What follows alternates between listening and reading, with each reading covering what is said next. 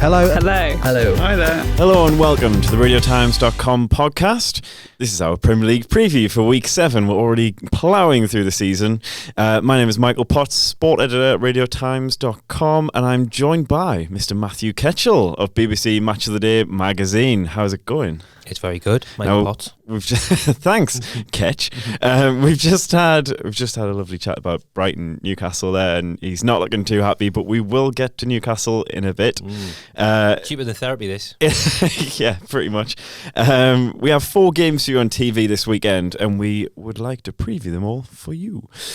Starting with Sheffield United versus Liverpool, 12:30 on Saturday, BT Sport 1. They must be absolutely loving life right now, those Sheffield United fans. Yeah, absolutely. This is what you fight for promotion for. This is what you think about when you're bottom of League One not so long ago. Yeah. Liverpool at home, just free hit lads. And I don't know, Chris Wilder's got a bit of he's a bit devilish, isn't he? I think he might just, set up a bit on the front foot and see what happens, nick a goal, get the atmosphere going.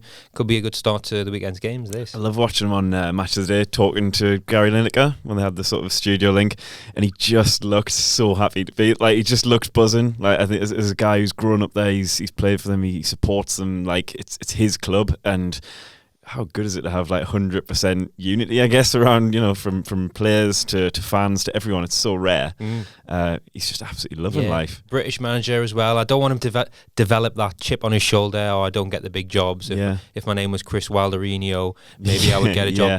Don't get that chip on your shoulder, Chris. Just keep doing what you're doing and the rewards will come. I mean, they haven't found their ceiling yet, have they, Sheffield United? So it's kind of like, just see how high you can actually take them, how high you can go with. You can get a Eddie Howe Bournemouth situation going on with them. Be a lovely thing for them. It's hard not to go along with the narrative that Villa, they've spent so much money. Sheffield United, they've maybe not spent. They've made a couple of decent big signings, but they've largely kept that squad together, and you can see that momentum has sort of carried them into the new season. Do you think that's do you think momentum is a thing in football? Oh, it definitely is. I think it's a very important thing as well. But I wrote a story in Match of the Day a couple of weeks ago. Sheffield United have got 6 strikers. There's actually quite a bit of depth there. Competition for places. There's 6 players there who can play up top through the middle, and most of them have scored as well. So there is a bit of depth there, and I think maybe they've just thought, if it isn't broke, don't fix it. And maybe they have looked at what Fulham did, overcooking it, and just thought, this is the nucleus, here's the onus on you to get the job done. And if it's not going right, there is always January. Yeah, well, that's the thing, isn't it, where you can add that quality in January if you need to, if that side who's brought you up isn't particularly, if they look less of a quality team than those around them. But so far, so good. And let's say they'll be desperate if this one to come around. I think Bramall Lane will be absolutely rocking for it. It's been some fantastic atmospheres already. So when the European champions roll into town, that's an occasion. And they're playing a parochial club from Wearside, I think, in the League Cup. We don't talk about this. This is not going to be fun. Sunderland play Sheffield United tonight, at the time of recording, in the Carabao Cup. So I think they might rest some players and keep it fresh, and I think Liverpool will definitely do the same in their League Cup game. Absolutely. Liverpool, of course, playing MK Dons. So they will probably be shifting their side around quite a lot, especially with Mane, who is missing due to a dead leg. Hopefully back for Saturday. But how do you see Liverpool approaching this one? I think they'll want to come out all guns blazing, get an early goal, settle themselves, take it from there, and try and get the goal difference up. That'll be the kind of the message, with respect to Sheffield United. If they can get an early goal, there could be two or 3 goals clear. Yeah, you say an interesting thing there about Sheffield United lining up to attack a bit, similar to Norwich going at Man City. Will Sheffield United try similar against Liverpool? And you kind of think Liverpool they will have taken lessons from City's defeat and just thought, we can't just walk into games like this and expect to roll away with 4 or 5 start quick, all guns blazing. I think that's why it's a good one to tune in for. Absolutely. Liverpool the weekend scored 2 free kicks, or from 2 free kicks. Lovely little rolls. Did you see those at all? Yeah. Did you catch them? Yeah. Love Trent Alexander-Arnold, the sort of roll at a yard, hit it really, really hard. And, Alan Shearer used to do that. He made a bit of a habit of that, but Trent's got a bit more placement accuracy than Shearer's power, but it just makes football look so easy when you can pull off, like when you can get a set piece right like that. It just makes it look so simple. Salah's flicked the ball back a yard, and Alexander-Arnold has literally just lashed it. He's put everything through it.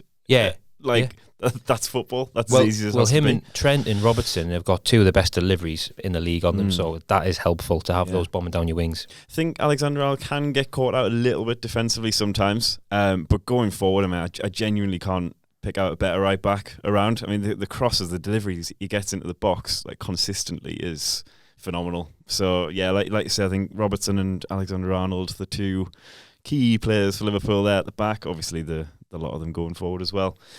Predictions for this one? I think Sheffield United will make a fist of it, but I think Liverpool will just overpower them and come good towards the latter stages of the game. Yeah, I've got a narrow one. I think Sheffield United could trouble them, could get a goal there, but I think, you can't really back Liverpool. Well, go against Liverpool in this sort of form. Moving on to later on the Saturday, we have the 5:30 kickoff on Sky Sports Premier League main event. It's Everton versus Manchester City. We've already talked about Liverpool being so excellent from their free kicks. Everton having a very different problem. They just can't stop conceding from free kicks. They've conceded 20 times from set pieces since Silva took over, start of last season, more than any other team. It's just a bizarre situation going at Everton at the minute, isn't it? Really? Yeah, I don't know what you can put that down to, because they've got some big centre halves in there. Yeah. It's clearly an organisation thing. Someone just needs to come in and take charge, including Pickford, and clean sheets is kind of what you build, good campaigns on. So they really do need to shut up shop. The last thing they really need is for Man City to roll into town. But that's what's happening. That's what's happening. So I can't see them keeping a clean sheet in this game. But maybe they can. City's defence is also weakened, so there's potential for goals on both sides in this one, I think. Absolutely. I think Everton they're an interesting one because they have won a couple of games this season. They're not sort of rock bottom Watford level of crisis, I guess, but they should have put that one to bed against Sheffield United. They had so many chances. I think if you lose 2-0 and the opposition's had one shot on target, something's gone horribly wrong. But Richarlison just looks a bit. He's just misfiring. He's putting them all over the place. Is it one particular problem, do you think, with Everton, or is it just what is it? What's going on there? It's a general underperformance from everyone in the team. I mean, look at the three that are playing behind the striker. Richarlison, Iwobi, Sigurdsson, they're all playing beneath their ability. They all need to take a bit more responsibility and weigh in with creativity, with assists, with goals. Sigurdsson, where is he? I was going to say, I've barely heard his name this year. Yeah. He's just been anonymous, and I think he needs to give more to the team. They need to sort out the striker issue. They're rotating. Moise Keane's taking time to get going.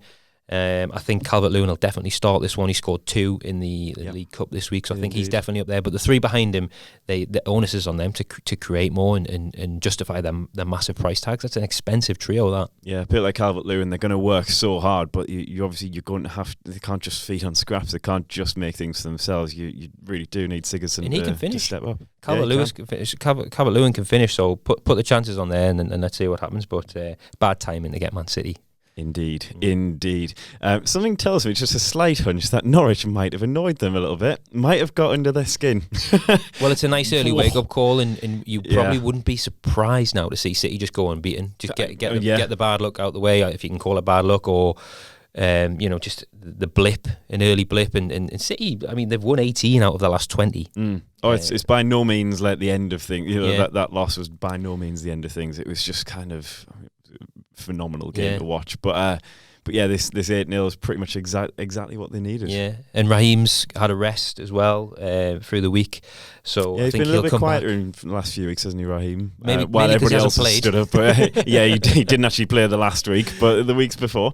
In Raheem's absence, Kevin De Bruyne, man. He's phenomenal. He's just a ridiculous footballer. If he keeps that level up, he's just odds on for PFA Player of the Year. Yeah, I was trying to think of a better crossover ball in recent years, and I'm struggling quite a lot to channel my inner Lord Sugar there. It's a thing of beauty, isn't it? As well, just watching him knock it. He knocks it out, and the ball is just in the box before you know it. It's that one where it's sort of like it's slightly deeper, and he just curves his foot around it. It's not particularly powerful. He just sort of seems to direct the ball, and it goes exactly where he wants it to go. And the forwards are ready for it, aren't they? I mean, they know that he can. We can all see where he wants to hit it. they know where he's going to hit it, and they just meet it perfectly every single time. It's phenomenal to watch. Also, another shout out to the world's most underrated striker, Sergio Agero. I've been banging this Agüero drum being one of the all-time greats for many a year now. When I had a look through his stats, he's got 8 and 6 so far this year. His average across 8 seasons, he's played 30 games a season, got 21 goals a season. I'd love to see him get 38 games out of him. He's got a future in the game. He's phenomenal. yeah, he's a good lad, this one. I think he could go places. I wonder if Match of the Day pundit Alan Shearer's a bit worried about him knocking on the door of the record as well, if he can stay injury-free. I don't know how far. He's got 172 goals so far, so another 90. Yeah. Big ask, innit? Yeah, it's a lot. 3 big seasons. He's going to be still going when he's 39. Record safe, Alan. Man City Everton. I think don't really need to ask you what your prediction is. I think both teams will score. I think Man City 3-4-1. Yeah, that's my prediction. I'm not going against that one. Next up, it's the only game of Super Sunday. It's Leicester versus Newcastle on Sky Sports Premier League and main event. Newcastle. I was quite amused. This Steve Bruce headline of he's ready to ditch the front foot approach. Yeah, that's scary, isn't it? Front foot approach. Well, the thing is, he's getting it massively wrong in the press. You know, he's contradicting himself. I mean, before the Brighton game, through the week, he came out and said it's a cup final, and then on the Friday press conference, he's saying, I don't know who's talking about cup final. That's ridiculous. And it was like, well, that was you, Steve. Like Trumpian, isn't it? Yeah, so he's getting it. He's trying to please everyone with his quotes in the press, and it's not really working. And yes, to ditch the front foot approach, I'm fascinated to see what happens. I mean, how low can you get your possession percentage? Yeah. That's going to be an interesting thing. Single figures maybe this game. The front foot approach has bought 4 goals in 6 games. Let's not get greedy here. Like that's decent tally to get up to 6 games. What is the problem? Can you pick out something in particular? Is it like Everton, just a general lack of quality? Well, I could do an hour on it if you want, but it's a 20-minute podcast, so I'll keep it short. Yeah. But he's changed his system twice already, and we're barely into. We're not even into October. He can't pick he can't work out his starting 11. I know he's had injuries, and there's just zero cohesion in the team, and things like the Brighton game, which was a dreadful game to watch, to have it on a channel called Main Event on Sky Sports was really pushing it. The way that game went, it was just, you can see that there's little clues as to the lack of diligence that Steve Bruce is putting into this team compared to Rafa Benitez. He's saying things like, well, we saw how Brighton played and we made the change at half time. Why don't you watch them in advance of the game, work out their system, and then set up, rather than trying to change it midway through the first half, which they did, and then changing it again at half time. And he was saying things about, like, when we played Watford the other week, we haven't really seen much of their new signing Sarr. And it's like, well, why aren't we watching it? The Rafa Benitez, that would not have been allowed to happen. Yeah, and teams like Brighton, I guess, is what you know how they're going to play. You know how they're going to set up under Graham Potter loosely. I mean, they're going to play this sort of possession-based game. You've got to know that in advance. Like you say, rather than getting to half an hour and thinking, oh, this isn't working. Yeah, and Newcastle have played difficult teams. They played Arsenal, Liverpool, and Tottenham. The games where you learn most about Newcastle are against Norwich, Watford and Brighton, and those 3 games have been worrying, and there's just a stench of relegation about the place. Yeah, absolutely. Just a quick word on Big Andy. Did he do much? I've got to say, I did not watch that game because because well, not many people did, and it was the biggest cheer of the day was when he came out for a warm up. But I mean, as a Newcastle fan, I'm struggling to get excited about Carroll. He at best he should be brought in to have a little cameo, maybe nick 5 goals in the season. They want him to take the season by the scruff of the neck. He had 2 ankle injuries as recently as April. There's no way that he's going to drag this team through the season. The onus has to be on the bigger players. He's a bonus, not the. You can't rely on him really. It's a nice story, but it's just not going to happen. So, but it's if he can get in there and contribute, and we need a few leaders, and hopefully, I know it's not really his style, but I'd like him to be a bit more vocal in the dressing room and give a kick up the backside to some of the other players, because we're going to need it, to be honest. Absolutely, and a tricky game against Leicester this weekend. Kind of love what Leicester have done. They don't look flash in the pan. They don't look, they've won a couple of games 4-0 by decent margins and left. They're actually just grinding out these wins through through just quality, quality play. Hats off to Brendan Rodgers for turning them into this side, who probably lost the way a little bit under Puel. Thought it was a bit weird when he went, but fair play to Rodgers for getting this side into shape. Doing it right. They've invested in the squad, and they're unbeaten at home in the last 5, and I fancy them to get into the top 4, the way they're going. And Perez hasn't even started for them. He hasn't got going. I still feel like they're kind of in second or third gear. I feel like if Perez gets into it, Tielemans has been criticised the first few games, not really showing too much. Came into it the other day against Spurs. So you still feel like they've got another level to go to. I know, James Madison has been the talk of the week so far, I guess. He's phenomenal against Spurs in the tight areas, just sort of so comfortable with the ball at his feet. He's kind of playing like he's got a point to prove as well. I think he should have made the England squad last year, and I think he feels like he deserves a bit more recognition, and he's playing with a bit of steel and determination and a bit of anger, and it's clearly working. And he's another one. We talk about deliveries: De Bruyne, Trent, Madison. Some of the best, right foot in the Premier League. Phenomenal, and great strike as well from James Madison at the weekend against Tottenham in that 2-1 win. What we're going for in this one, I've gone for a Leicester narrow win to 0. Yeah, well, Newcastle won the last 2 at the King Power, so there has been good times there, but the timing's not right for that. I think a loss by 2 goals. Perez to step up maybe this weekend. Well, maybe. It's the way it goes, isn't it, really? Next up, we have our last game on TV of the weekend, or the start of the week. We have the big one, Man United versus Arsenal. It's Monday Night Football, Sky Sports Premier League and main event at 8 o'clock. This must be one of the lowest quality Man United Arsenal games we've seen in years, isn't it? Really, it used to be the one on the calendar, didn't it? I miss it being like the Keown Van Nistelrooy. I just miss that edge. King Vieira.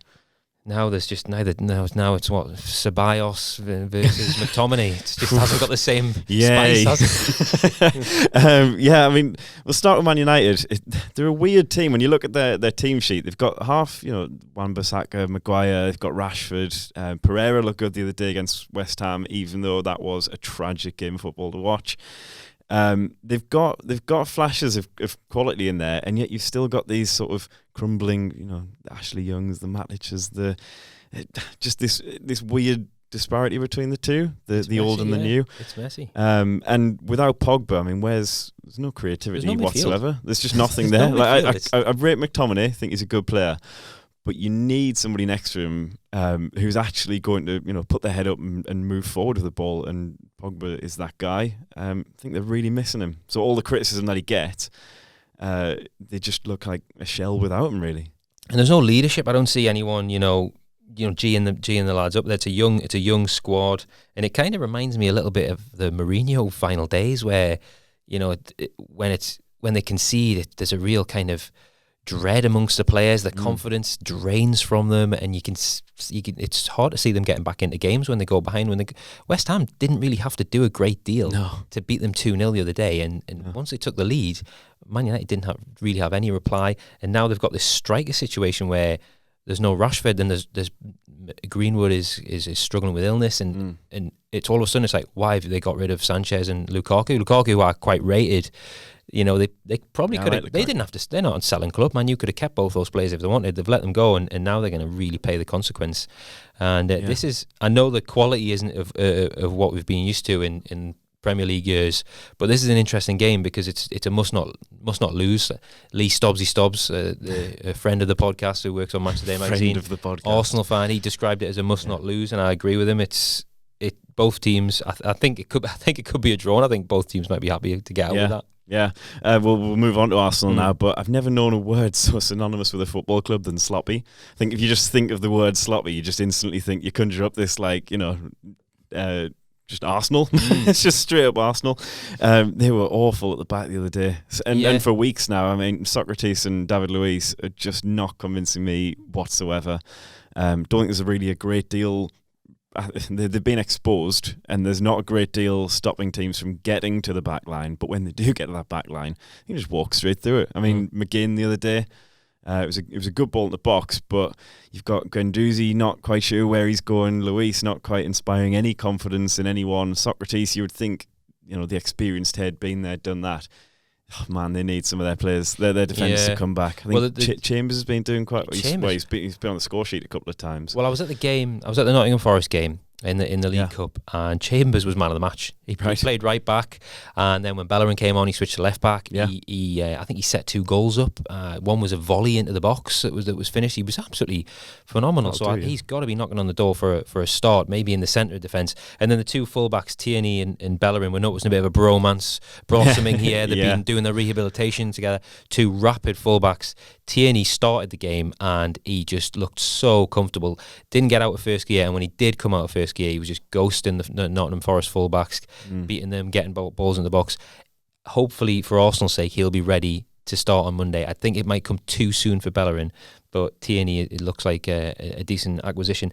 And, I saw Kolasinac the other day, and he just looked he was drifting about, walking about almost. He just didn't look quite right. I don't know what it was, but he was always sort of a yard off where he was. Probably should have. Him and Ozil had that traumatic experience earlier in the season off the pitch, so maybe that's affecting him potentially. But Arsenal, they're always going to be under Emery. They're always going to be a front foot side, like Steve Bruce's and all Newcastle system. This is a team that play on the front foot, and they just need to sort the defence out and get some consistency in terms of selection.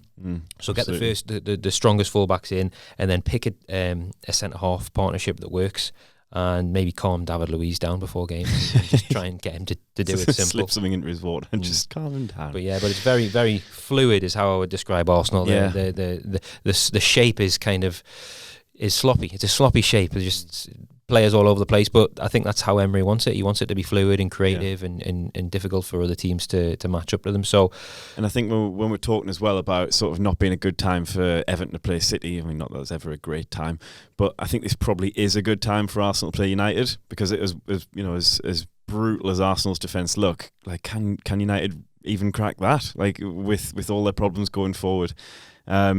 I quite fancy Arsenal and nick this one. Really? Just about. I'd make them marginal favourites, but I just think Man United players will recognise what happened at West Ham as not being acceptable, and Man United really need to get some points on the board. And do you think they've got that drive, though? Do you think they've got that old Man United spirit? I don't want to just reminisce. I know they're not going to be the class of '92 and all that sort of jazz, but like, have they got that fight in them? Well, it's sink or swim time, really, because they can't. That club can't go on a losing run. It will be a huge test of patience from Ed Woodward to see if he gives Solskjaer the time, gives him until the January transfer window, when inevitably there'll be reams of cash pulled out of the drawer to spend. But my hunch is Solskjaer will make it till Christmas. You think? Interesting. And also, if they do spend, I think it's if they spend 30 million in January, they've tipped the £1 billion mark since Alex Ferguson left. £1 billion on transfers, and they're having to rely on no strikers. So congratulations, Ed. You've done well. Moving on, we've got a little fantasy Premier League tips for this weekend. Callum Wilson. Yeah. He has scored or assisted in every game so far this season. Assisted in his first 3, scored in his second 3. He's got West Ham at home next, Arsenal, Norwich, Watford coming up. I used my wild card last week, and I stuck him in there. And thanks to that last minute absolute thunder howler from Southampton, he justified the decision there. Really fancy Wilson. Agero obviously is just ridiculous. Get him in there. They have Everton, Wolves, Palace, Villa, Southampton next. So there's some goals in there. Zinchenko is left out at the weekend. Mendy. So that's going to be an interesting one. Whether you go for either of them, not quite sure. But maybe it's time to start shifting Zinchenko out. Do you think Steve Bruce could get a wild card? He could do with one, couldn't he? Yeah, you just get to sign a whole new roster of players like this. My tip would be a little differential. Would be Chris Wood at Burnley. They got some very winnable games. He scored last week. Not less than 1% of FPL managers own him. So if you want a bit of differential, save a bit of cash for your Aubameyangs, Sterlings, Silvers, then that's the man. Chris Wood's the guy. Also picking out West Ham as well. We've been waiting for a team to pull together a few clean sheets. West Ham 3 on the bounce. Maybe Issa Diop, only 4.5. Yeah. Decent shout, I guess. Cresswell, yeah. Fullback. Phenomenal free kick as well. Cheap. Yeah, if he's taking the set pieces as well, you never know. And going forward, Yarmolenko, bit patchy, but could be a differential player for just 5.9. He's dropped in value. So we'll see how he goes. Quietly going about with West Ham. Yeah, not bad at all. Not bad at all. And that wraps us up for this week. What's a Match of the Day magazine this week? Well, it's a big one. It's the FIFA issue. So FIFA comes out this week, and we were at the premiere last week. Nice. Went behind the scenes. Swish. Spoke to loads of players. Spoke to Madison, Trent. You speak to Akinfenwa by any chance? Akinfenwa, definitely. We spoke to him, the strongest man in FIFA. So there's some videos on motdmag.com of us asking. What we do is we ask the players what they think of their FIFA card, and not a lot of them have seen the FIFA card, and nearly all of them were disappointed, particularly Madison and Robertson, Callum Robertson from. I think that's from why Madison's got the chip on his shoulder. He's got a bad FIFA rating. Well, he pointed out his shooting is like 79, and the goals he scored last season, plus the couple that he's got this season, that needs to be in the 80s. Yeah. And he wants his card to be in the 80s as well. So he had a few things to say. They don't mince their words. And we asked them, is this a big deal in the dressing room? And it is. I love how that's the thing that inspires the biggest reactions from Premier League footballers now. What's your FIFA rating? Yeah, I'm only a 62. Yeah. So some behind the scenes FIFA stuff. And we interviewed Rashford. We've got a Rashford interview there. And we've got the top 10 women's clubs. We've rated those. Great stuff. Excellent. Thank you very much for joining us, Ketch. We'll be back next week with the previews for next week. Until then, you can catch up with radiotimes.com and all of our football previews for the weekend. We have Championship, we have Premier League, we have a bit of Scottish football in there. It's all there. If it's on TV, we're covering it. So come and join in. Thank you very much for listening. Take care.